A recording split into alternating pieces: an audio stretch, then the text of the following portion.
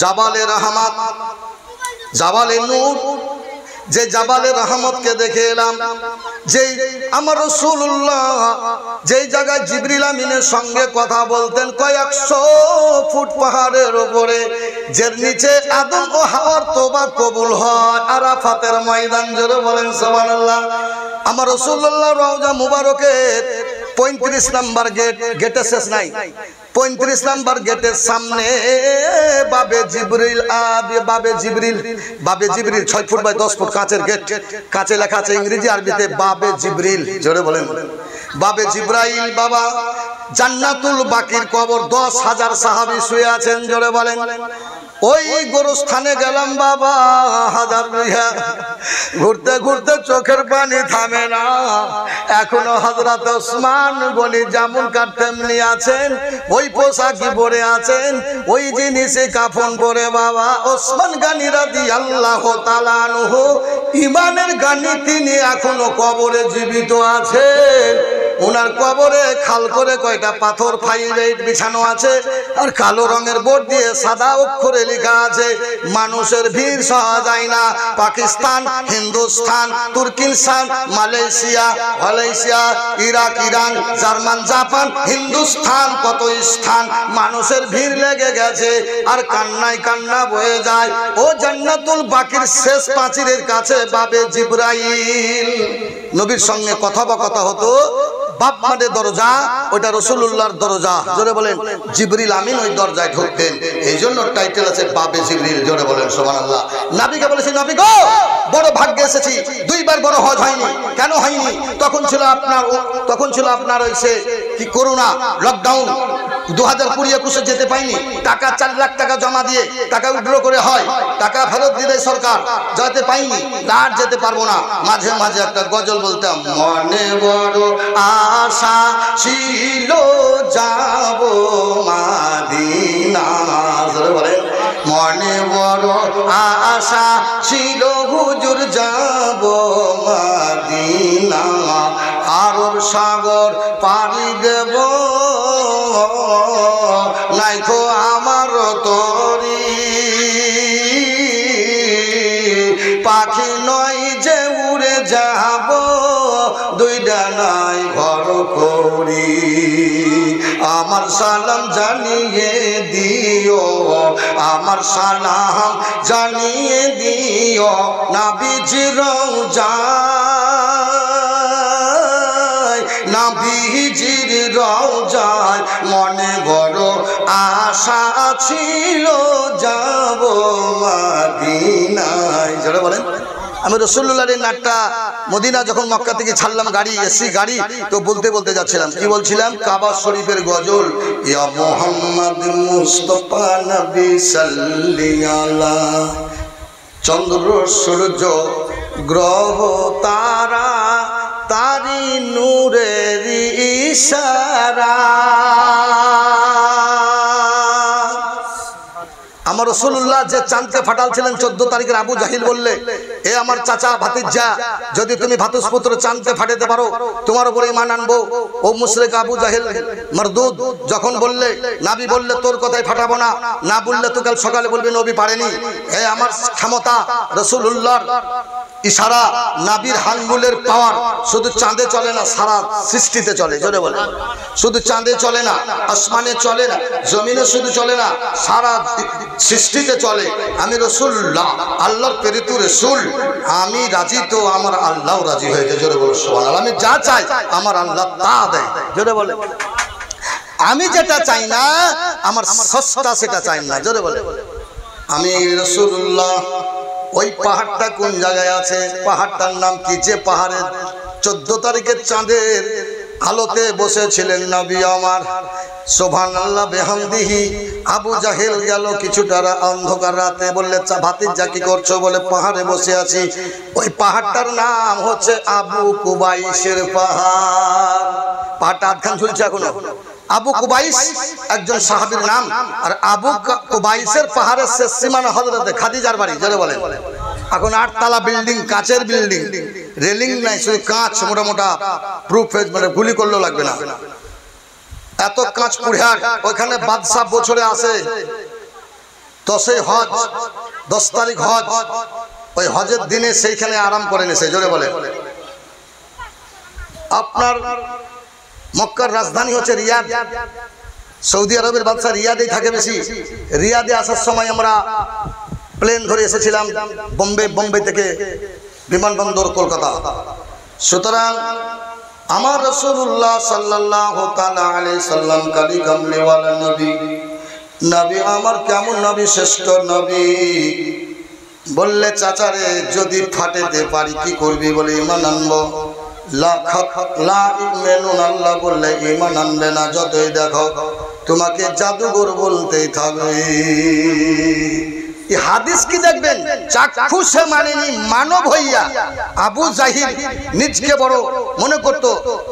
তাতে আমির হামজা আগে কলমা পড়ার পর তার ভাইকে এমন উদুম বাহানি দিয়েছে, আবু জাহেলের গালকে টাহেন দিল মেরে। আমির হামজা রাদিয়াল্লাহু তাআলা আনহু তো চাঁদকে আমার রাসূলুল্লাহ আঙ্গুল তুললেন, আর পার পার করে আধখান ভেঙে থারো ভাবে উহুদ পাহাড়ে পড়ে গেল। থারো হন, জোরে বলেন। 60 পড়লে গোটা পৃথিবী ঢেকে নিত, 13 গুণ বড় পৃথিবীর থেকে। জোরে বলেন। থারো হয়ে পড়লো জিনিসটা। জি, কবি বলছে খানিক খানিক শোনাচ্ছে, সুরটা শোনাচ্ছে আপনাকে, গজল গোটে শুনলে সারা রাত লেগে যাবে। ওরে যারা আঙ্গুলের ইশারাতে রে মনরে টুকরা হইল পূর্ণিমার চাঁদ। ওরে যার আঙ্গুলের ইশারাতে রে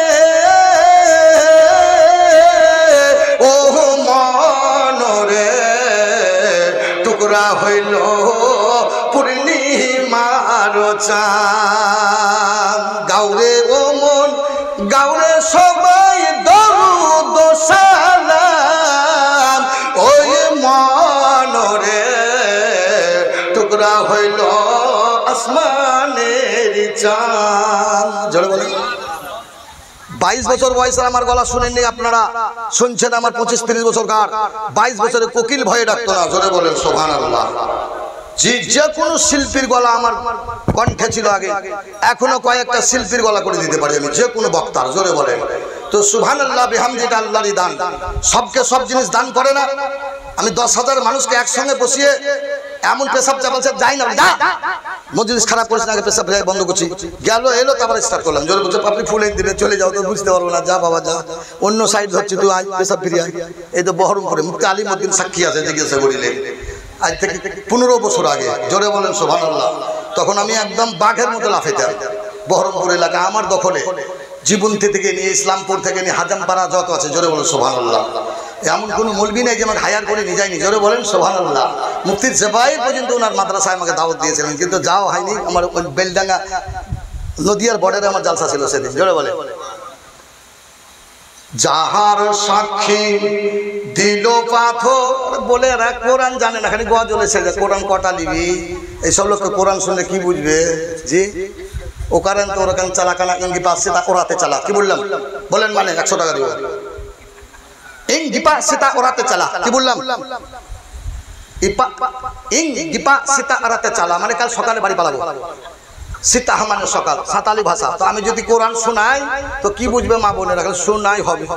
জি, ইয়া মরা মানুষকে শোনার ইয়া শোনাই আর কি। এই দুয়াটা বলেন মিন হাকালা কালাকু অফিয়া নয় তো কম জের মুতি ছুটলাম না, দোয়া মুখস্থ করবো, বিসমিল্লাহ বলি দাও। আর বাপও বলতে পারবে না, অত সস্তা বাপ বলি দেবো করে বলবে। কয়েকটা হাদিস বলছি কই বলেন শুনি শুনি 5 মিনিট টাইম দিছি। অত সস্তা লয় যে বলি দিবেন না, তো ই লয় যে তুমি কোথা কোথায় দেখো কথা, এইরকম কথা লয়। জি, উত্তর দিনাজপুরে জানেন তো বলে হুজুর গানের ছলে গজল বলেন না তো রাখবে না, সব রকম গজল বলতে হয়। দিনাজপুরে গজল ছাড়া বক্তব্য শুনবে না। ওগো তুমি নবী হে থা দিয়ে ছোড়ে কথা। জোরে বলেন।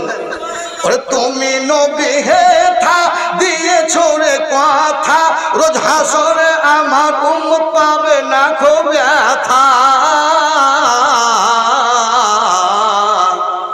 আমার নবী এ দুনিয়ায় কথা দিয়েছে। আর জোরে বলেন। কে ওই গায়কে বেদের মেয়ে জোসনা বলছিল গো, কতিকার মৌলবি গো, বলে তোবা তোবা, একে বলেছে এই সুদ খাওয়া হারাম, ঘুমের ঘরে শুনেছে দুধ খাওয়া হারাম, ঢুলতে ঢুলতে দুধ ফেলতে খাওয়া হবে না, মৌলবি বলছে সুদ খাওয়া হারাম, দুধ খাওয়া হারাম। ওবে সুদ দুধ লয় সুদ। তো আমি বেদের মেয়ে বলছি না, সুদ তো বলছি, কিন্তু মানে তো ভালো আছে, জোরে বলেন ঠিক কিনা? আমার সুর হতে পারে যে কোনো সুর মিষ্টি, কিন্তু গজলের ফর্মুলা সৃষ্টি দেখো কত সুন্দর মানে, জোরে বলেন। আচ্ছা, পাতা এক একটুকু ফুটা হলে খানা খাওয়া যাবে কি যাবে না? যদি গোশে 5 গুণ ঝাল হয় খাওয়া যাবে কি যাবে না? আলুতে যদি 6 গুণ ঝাল হয় খাওয়া যাবে কি যাবে না? পাক মেরি ফেলি পালেন বা পাতা দিয়ে আর খানাই খাবো না। আর যদি তরকারি ভালো হয়, ভাত ভালো হয়, পাতা ফুটা হলেও খাওয়া যায়, থালি ভাঙা হলেও খাওয়া যায়, লেকিন যদি তরকারি টেস্টিং না থাকে মৌলবি পানি খাবে না, জোরে বলো। পালি দিয়ে না, বাপরে ঝাল, 7 বার পায়খানা দেখেছি ভাই, হয় কি হয় না? আমি মরছিলাম ভোল্লা শিবপুরে, মাগুর মাছ খাই, এত ঝাল মহাকাল, ঝুঁকে ঝুঁকে খাই নিলাম, পেটে জ্বলন থামে না, ভার গার করে। আল্লাহ বাঁচাও আল্লাহ, বড় মাগুর 700-800 জন দেশি মাগুর, ভোল্লা শিবপুর, মনে থাকবে যতগুলো বাঁধবো। কেউ বলছে চুনের পানি খাওয়া, কেউ বলছে চুন গুলি খাওয়া, রাত 12টা কে ডাক্তার থাকবে বলেন? জলসাতে আমার শেষে চুনের পানি খাই, মুখ করি, তো আল্লাহ খালাস করো, আবার আল্লাহ একটু আরাম করে ভোর ভোর বাড়ি। কি বলবো বুঝলেন, লোভে লোভে খেয়েছিলাম, বয়স কম তখন, হ্যাঁ, এখন তো চেক আপ করে খাই। জি, ওই মৌলানা বাবর আলী গেছে জলসা করতে, টুটি আর ভুঁটি দিয়েছে পাকস্থলী খেতে, গোস খাবো না, টুটি আর ভুঁটি মানে পাকস্থলী। তোমার স্ত্রী কেমন? হে মিলাদ করলাম ভালো করে, টুটি আর ভুঁটি দিলাম, আমরা টুটি ভুঁটি খেয়ে এই কেন দিসনি যান। ওরা স্বামী স্ত্রীতে ঝগড়া লাগে গেলো, মৌলবি আপনার টাকা নিয়ে বাড়ি পেলে খাবারই হলো না, জোরে বলেন সুবহানাল্লাহ। মৌলবির খাবারই হলো না, টাকা মিটাই বাড়ি পালিয়ে গেল, জোরে বলেন। এরকমও হয়, আমাদেরকে বাসি ভাত খাই আসতে হয় কোনো কোনো জায়গায়, একটার পর ভাত পেয়ে না, তরকারি নেই, ভাত আছে তো বলছে খাবেন, পানি দিয়া বলে 2টা নুন দিয়ে দে, বাবা পেট মানবে না, সারা রাত বাড়ি যাবো, এমনও কষ্ট হয় বাবা, জোরে বল সুবহানাল্লাহ। মুফতি নঈমুদ্দিন বলেন ইদ্রাকপুরে, এ দৌলত শোন, আমি কোনো জায়গায় খেতে পাই তো শুতে পাই না, কোনো জায়গায় শুতে পেয়েছি তো খেতে পাই না, মানে বিছান পাটি ভালো, খাবার নেই ভালো।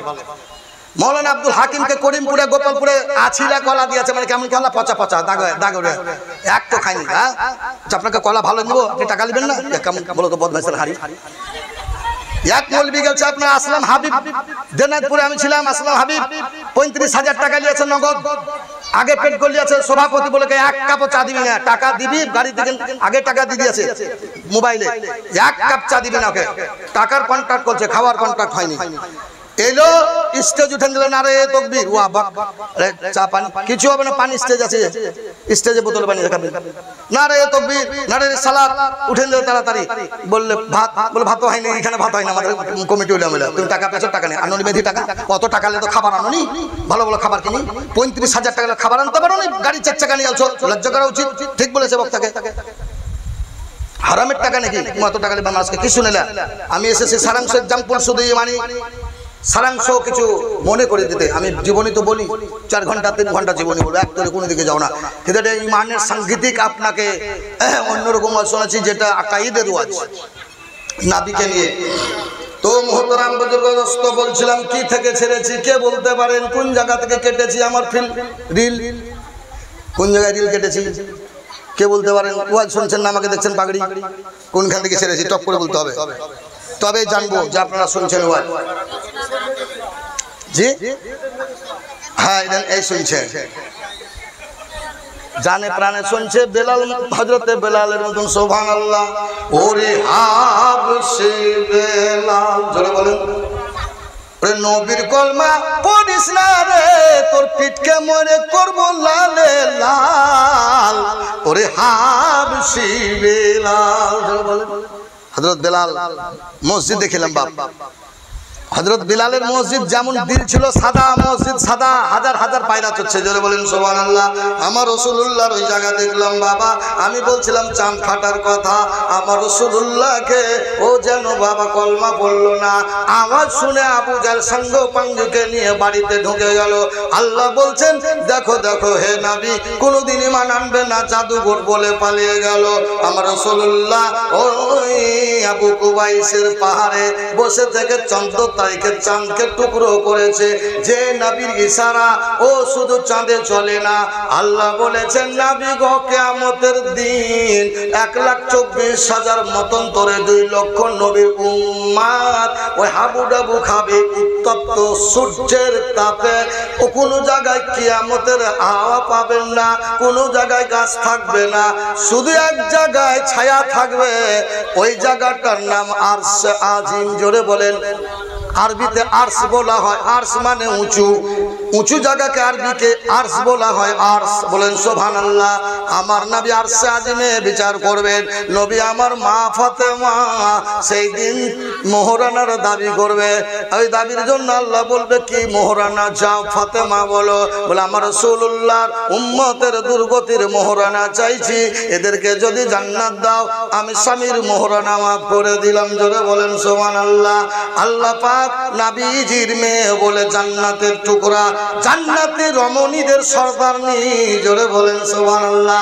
হযরতে ফাতিমাতুজ জোহরার বাড়ি দেখে এলাম মক্কা নগরে। জোরে বলেন সুবহানাল্লাহ। মদিনা শরীফে বাবা অনেক কিছু দেখে এলাম। ও বিরাদারানে ইসলাম, আমার আল্লাহর নবী সিজদায় পড়ে আরশে আজিমের মধ্যে গন্ধন করবেন।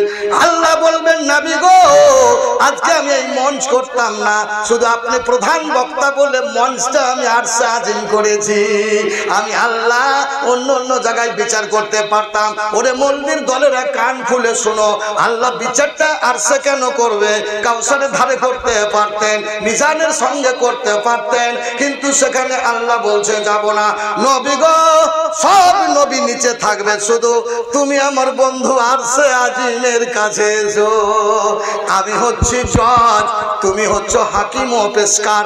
জজের এক বিল্লস থেকে পেশকারের স্থান নিচু। জোরে বলেন। এক জায়গায় থাকে পেশকার, পেশকার বুঝেন, যে রেকর্ডিং টাইপিং করে, উকিলের রায় সাক্ষী দেয়, আসামির শেষ বিচারের জজ শুনানি দিয়ে দেয়।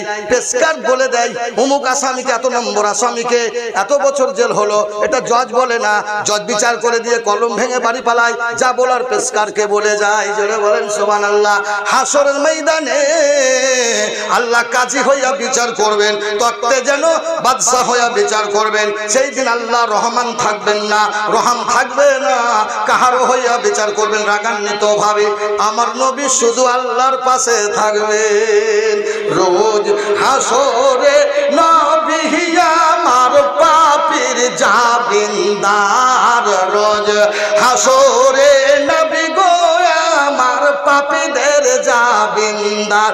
আল্লাহ হবেন বিচারপতি, আল্লাহ হবেন বিচারপতি, নবীজি হবেন ব্যারিস্টার। রোজ হাসরে নবী আমার পাপীর জাবিনদার, রোজ হাসরে নবী গো আমার পাপীর জাবিন। এখন মালদা হলে কত গামছা উঠতো নারা দিয়ে আল্লাহ জানে, আর টাকা খালি ভর পকেটে। মৌলবীরা যা মাইনা পায় তার 4 ডবল খেতে পায়, বক্তারা যা ভিজিট পায় তার 3 ডবল বকশিস পায়। জোরে বলেন। মালদায় চলেন 5,000-এ যেত 10,000 হয়। জোরে বলেন। মালদায় দাওয়াত পাওয়া মুশকিল, যেমন তেমন বক্তার দাওয়াত হবে না। মালদা রায়গঞ্জে, রায়গঞ্জে রাজপুর, হিলি বাংলা বর্ডার, টুঙ্গি দিঘি, আপনারা বহু দূরে যেতে হয় বেরাদার ইসলাম। রোজ হাসরে নবী গো আমার পাপীর জাবিনদার। আমার রাসূলুল্লাহ চাঁদকে টুকরো করে দিলেন, যার হুকুম শুধু চাঁদে চলবে না। কাউসার ইন্না আতাইনাকাল কাউসার ফাসাল্লি লিরাব্বিকা ওয়ানহার। ওগো নবী আপনাকে যারা ঠেটা বলেছে, ওগো নবী আপনাকে যারা বাঁধা বলেছে, নিঃসন্তানহীন বলেছে, তারাই ঠেটা। আব্বার মানে ঠেটা। ওগো নবী আপনি ঠেটা নয়। বিভিন্ন 2-3টি কারণের জন্য সূরা কাউসার নাযিল হয়েছে। ওগো নবী আপনাকে নিশ্চয় আমি আল্লাহ কাউসার দান করে দিয়েছি।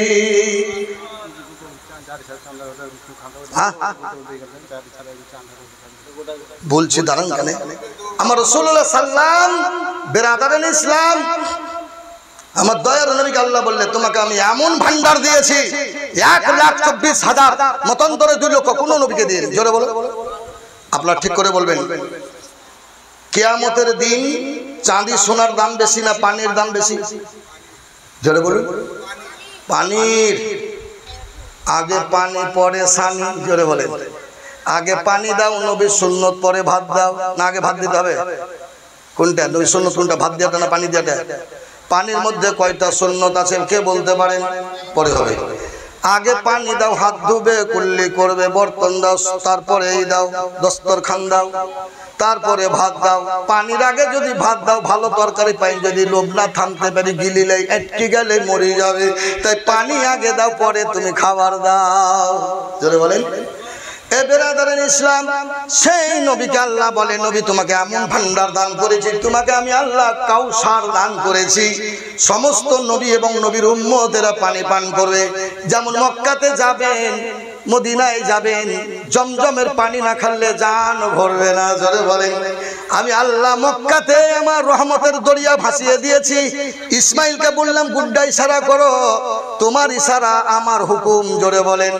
হে নবী, তুমি মক্কা থেকে মদিনা যাচ্ছ, কাকড় ছিটিয়ে দাও, আমি কানা কর দেওয়ার মালিক আমি, অন্ধ কর দেওয়ার মালিক আমি আল্লাহ।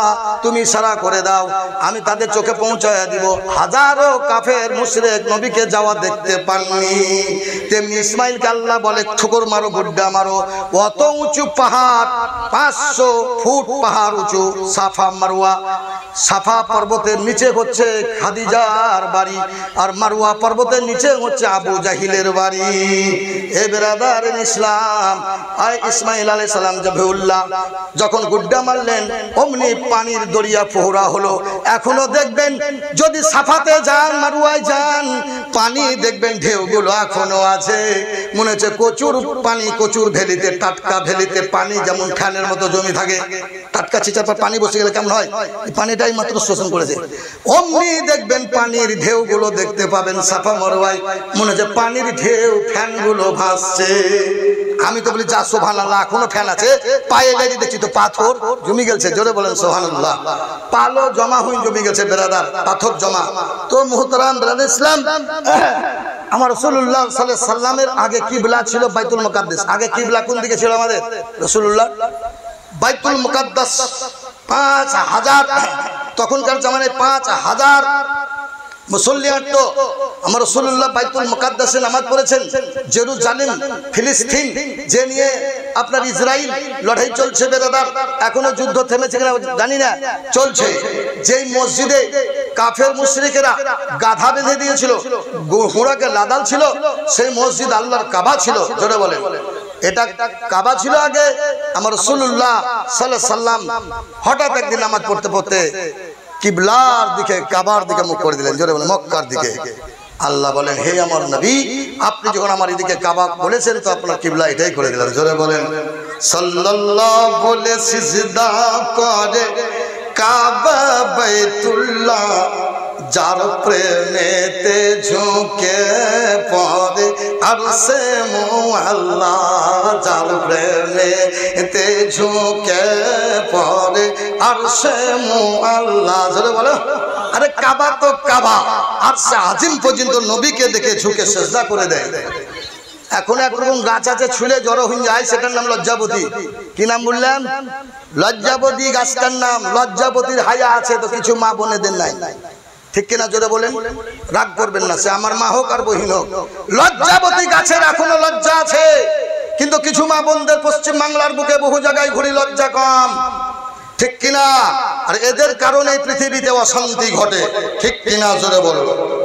সামিনী গ্রাম বেরাদারেন ইসলাম, আমার রাসূলুল্লাহকে দেখে কাবা ঝুঁকে যায়, আরশে আজিম ঝুঁকে যায়। যেই নবীকে বললে, হে নবী, আপনি জুতো খুলবেন না, আপনার জন্য জুতোর ধুলোর জন্য আরশে মুআল্লা লালাইতো। হে মুসা আলাইহিস সালাম, তুমি আমার সঙ্গে এসেছো, তুমি জুতো খুলে ঢুকো। জোরে বলো। মুসা আলাইহিস সালামকে আল্লাহ জুতো খুলতে বললেন, আর আমার নবীকে জুতো আরশে আজিমে পরে যেতে বললেন। জোরে বলেন। রামপুরহাট নার্সিং হোমে পাবলিক নো পার্কিং এরিয়া জুতো লেখা আছে শু, তুমি গেটে জুতো খুলে তুমি ভিতরে ঢুকো। এখন যদি আপনি বলেন কম্পাউন্ডার কেন ঢুকলো, নার্স কেন ঢুকলো, ও তো ঢুকবে, ও হচ্ছে ইলেকশন সার্টিফিকেট, ও হচ্ছে ইলেকশন সিলেক্টেড, ও চাকরি করে, তুমি কি করো? তুমি তো পাবলিক হে। আল্লাহ বলেন হে নবী, তুমি আমার এমন এক নবী যে বিশ্ব জাহানের নবী নয়, সারা জাহানের নবী, আসমান জমিনের নবী। এ মুসা, তুমি আর ওই নবী, আমি তোমাকে সেই চোখ তৈরি করিনি, সেই হাত পা তৈরি করিনি যেটা নবীকে করেছি। তার জন্য আল্লাহ পাক মুসা আলাইহিস সালামকে বলেছিল, লান তারানি মুসা, তুমি আমাকে জীবনে দেখতে পাবা না, দেখতে পারবাও না। জোরে বলো। যেমন তেমন কথা লয়, সকালবেলার নাস্তা লয়। এই দৌলত আলী রেজবি 13টা জেলায় ঘুরি, আপনাদের দোয়ায় মুহাক্কিক মুহাদ্দিস না হতে পারি। কবি নজরুল কোন ইউনিভার্সিটিতে পড়েনি, বর্ধমান ইউনিভার্সিটিতে পড়েনি, ক্যালকাটা ইউনিভার্সিটিতে পড়েনি, বিহার ইউনিভার্সিটিতে পড়েনি, অথচ কবি নজরুল বলে, সঙ্গে সঙ্গে থাকবো না খো বদ্ধ ঘরে, দেখবো এবার জগৎটাকে কেমন করে ঘুরছে মানুষ যুগান্তরের ঘূর্ণি পাকে, দেশ হতে দেশ দেশান্তরে। তবে কত সুন্দর পদ্যটা, এক পা চোখের বাহিরে এক নিচে তৈরি করে বলছে, এরকম কবি কত কবি রবি এলো কিন্তু নজরুলকে পারলো না। জোরে বলেন ঠিক কিনা? এ মুহতারাম, হে ব্রেন আল্লাহর দেওয়া। আল্লাহ বলছে শুধু ইউনিভার্সিটিতে ব্রেন আবদ্ধ থাকে না, এই ইউনিভার্সিটির বাহিরেও ব্রেন থাকে। জোরে বলো সুবহানাল্লাহ। আমি বলতে বলতে গজল বানতে পারি, এটা তো আমার একটা ব্রেন, ঠিক কিনা? জোরে বলুন। আল্লাহ বলে কোন সৃষ্টিকে তুমি কমজোর ভাবিও না। জোরে বলেন। এখানে কোনো রাখাল বসে নাই, একটা আলেমের দিন। আমি আলিম মানে জ্ঞানী।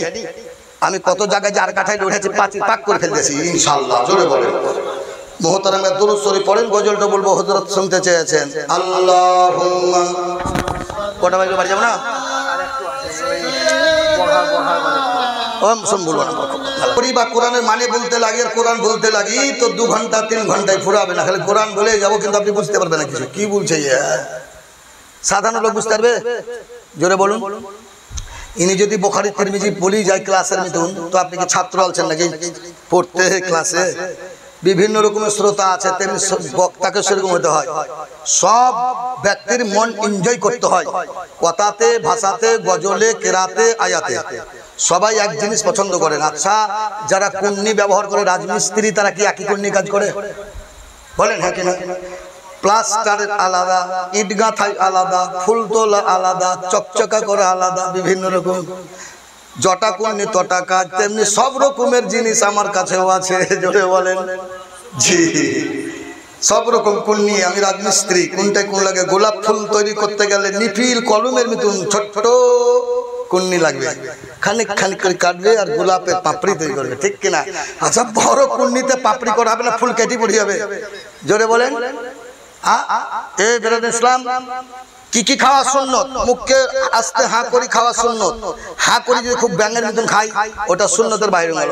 আজকালকার আমার কিছু কিছু যুবক মা বোনেরা সুন্নতের বাহির।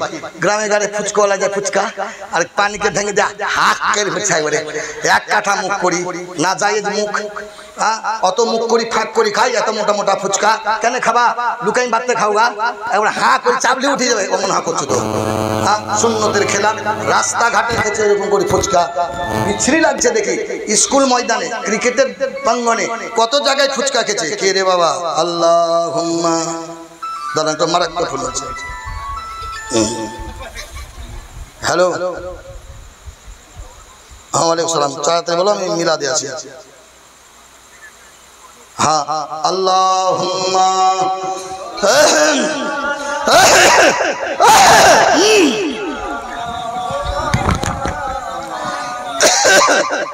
वाला आली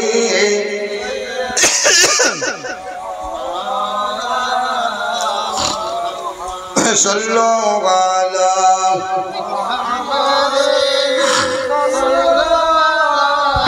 मुहम्मद हरदम जावाज़े निकालो, हरदम जावाज़े निकालो। সাল্লাল্লাহু আলাইহি সাল্লাম। আমি বলতেছিলাম, যেই দিন থেকে কিবলা হলো কিবলাতাইন মসজিদ, সেই মসজিদে 2 রাকাত। আপনার যেটা কিবলাতাইন মসজিদে নবী আমার ঘুরে গেছিলেন, সেটা কিবলাতাইন মসজিদ বলা হয়। কাবার দিকে যখন ঘুরে গেলেন, তো সুবহানাল্লাহ, ওই মসজিদে 2 রাকাত নামাজ পড়লে একটা উমরা বড় হজের নেকিও কবুল হয়। সাদা রঙের মসজিদ। পায়রাগুলো দেখলাম আমার নবী যেদিকে ঘুরে, মক্কার দিকে উত্তরে মদিনার উত্তরে, সেখানে দেখলাম পায়রাগুলো নবীর দিকে উত্তপ্ত রোদে ঘুরে আছে। একদিকে আপনার কালো হয়ে পায়রা বসে, যেদিকে বসেনি সেই দিক সাদা হয়ে আছে। নবী যেদিকে মুখ করেছিলেন কাবার দিকে, ওই কাবার দিকেই এখনো পায়রাগুলো মুখ করে থাকে। 24 ঘন্টা দিন রাত্রি আপনি দেখে আসতে পারেন। চ্যালেঞ্জের মোকাবেলায় আছি। 1 লাখ টাকা খরচা হবে উমরা হজে। যদি কেউ যান দেখবেন কিবলাতাইন মসজিদে পায়রাগুলো এখনো কাবার দিকে মুখ করে বসে আছে। একদল আসছে একদল যাচ্ছে, একদল আসছে একদল যাচ্ছে, না হলে শতাধিক পায়রা ওই গম্বুজের উপরে, ওই কিবলাতাইনের গম্বুজের এক সাইডে কাবার দিকে মুখ করে উত্তপ্ত 55 ডিগ্রি সেলসিয়াস রোদ্রে বসে আছে। মরুর প্রান্তরে উত্তপ্ত রোদ্রে মেষ পালক, মেষ ভূমিগুলো, ছাগল গরু, ছাগল দুম্বা এরা সব চড়ে বেড়াচ্ছে উত্তপ্ত রোদে। জোরে বলে। আরবের যারা ছাগল চড়ায়, যারা মেষ চড়ায়, দুম্বা চড়ায়, তারা পায়ে হেঁটে চড়ায় না, তারা ট্যাক্সি মারুতি 30 লাখ 35 লাখ টাকার গাড়িতে মেষ চড়াই বেড়ায়। জোরে বলে।